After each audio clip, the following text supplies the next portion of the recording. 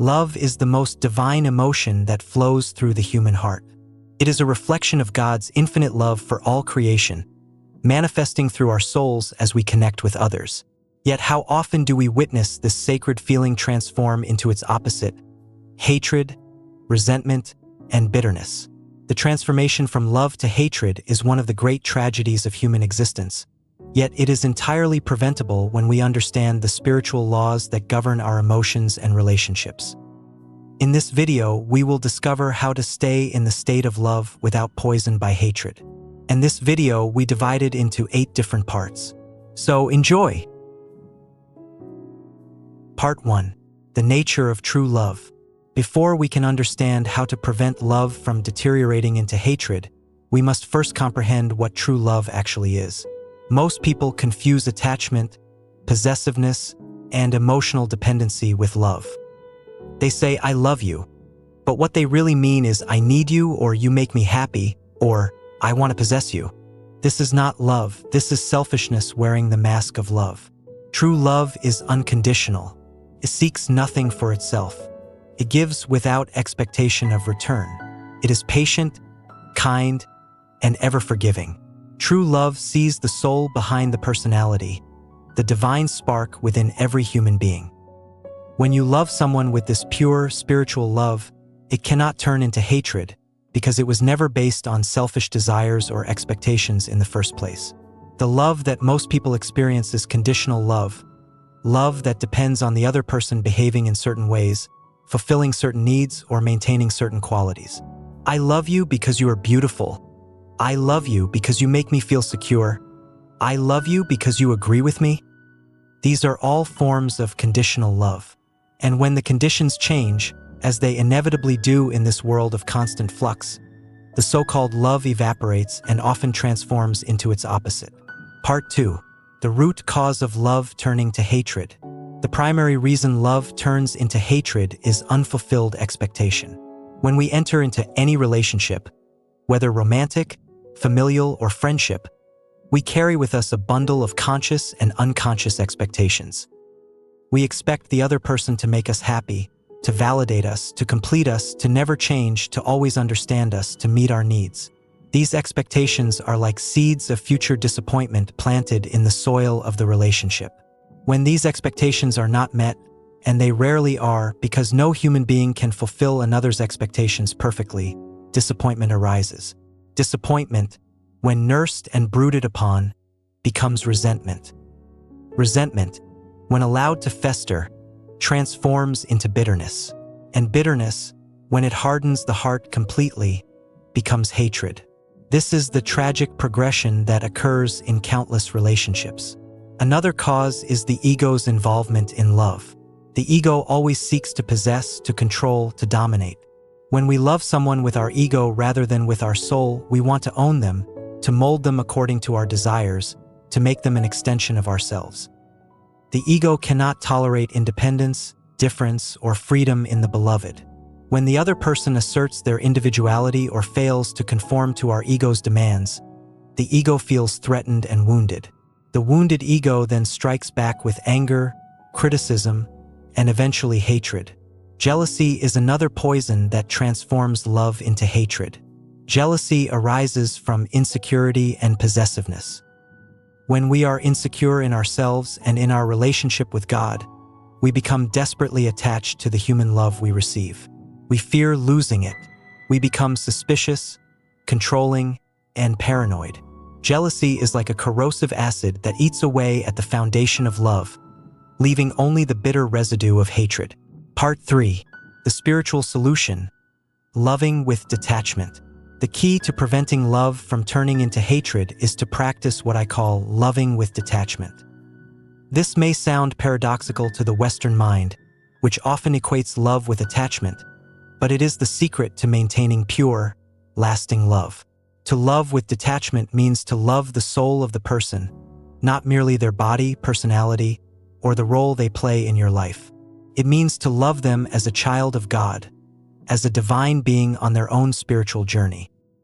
It means to give them complete freedom to be themselves, to grow, to change, to make mistakes, and even to leave if that is their path. When you love with detachment, you do not try to possess or control the other person. You do not make your happiness dependent on their behavior. You do not burden them with expectations. Instead, you love them purely, for their own sake, wishing only for their highest good and spiritual evolution, even if that evolution takes them away from you. This does not mean you become cold or indifferent. On the contrary, loving with detachment allows you to love more deeply and purely than possessive love ever could. You are free to appreciate the person fully in each moment, without the anxiety of losing them or the frustration of trying to change them. You can enjoy their presence without clinging to it. You can support their growth without trying to direct it. Part 4. Seeing God in the Beloved. One of the most powerful practices for maintaining pure love is to consciously see God in the person you love. Behind every human personality, no matter how flawed or difficult, dwells the perfect, divine self. When you train yourself to look past the surface personality and perceive the divine essence within your beloved, your love becomes worship. And worship cannot turn into hatred. This practice requires daily meditation and conscious effort.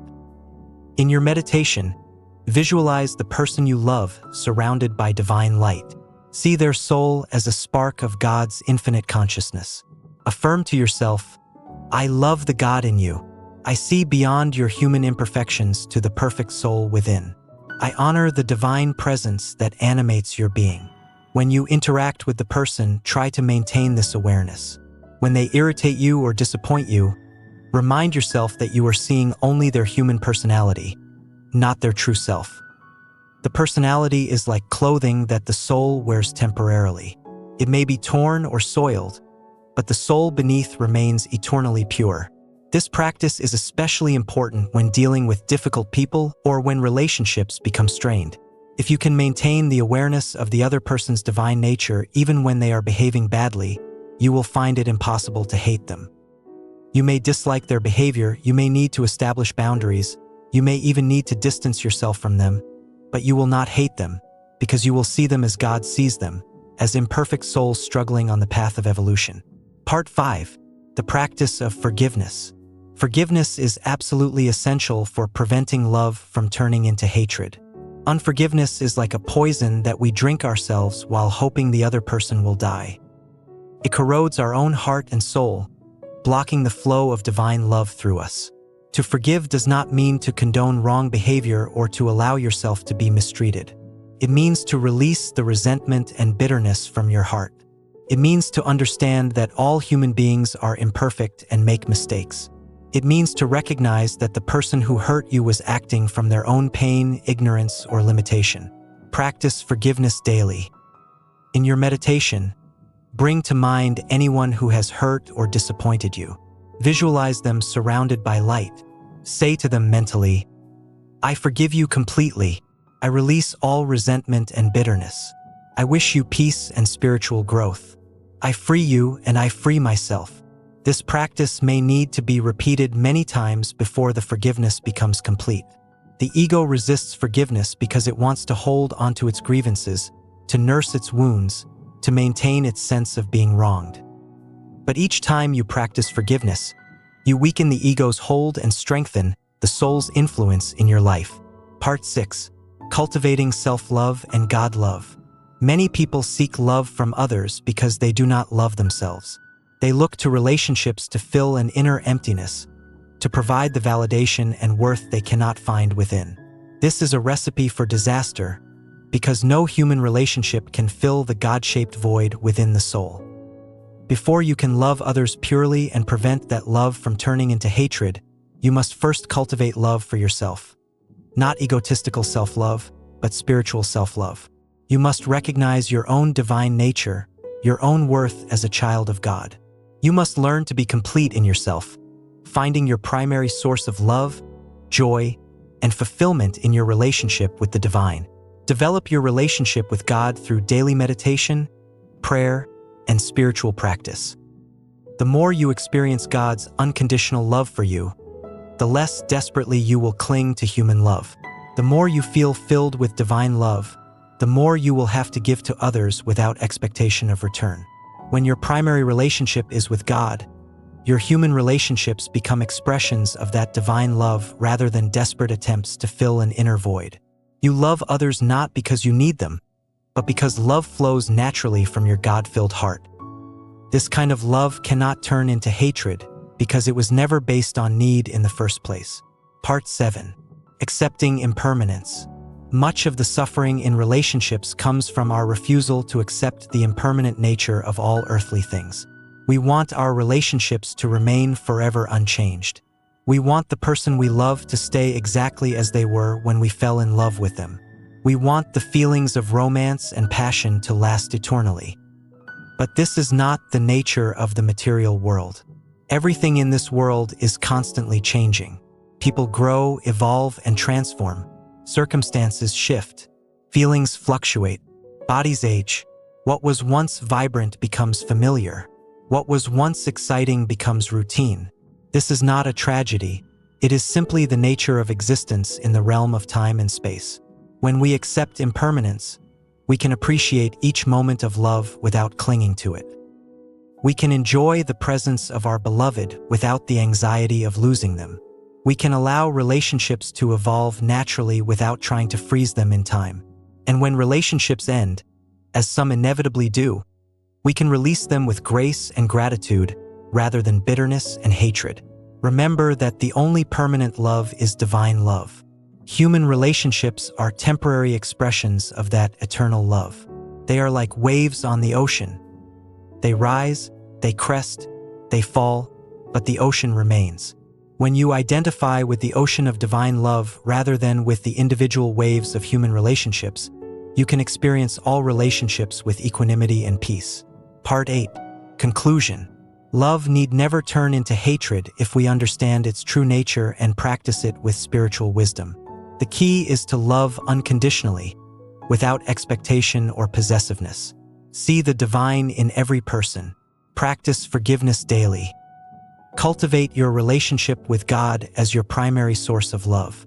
Accept the impermanent nature of all earthly relationships.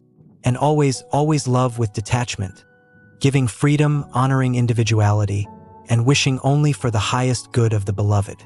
When you love in this way, your love becomes a reflection of God's love, pure, unconditional, and eternal. Such love cannot turn into hatred because it was never tainted by selfishness in the first place. It remains forever a blessing, a source of joy, and a pathway to the divine. May you learn to love with the wisdom of the soul rather than the demands of the ego. May your relationships become expressions of divine love rather than arenas of ego conflict. And may you discover that the love you seek from others has always been present within you, waiting to be awakened through your connection with the infinite beloved.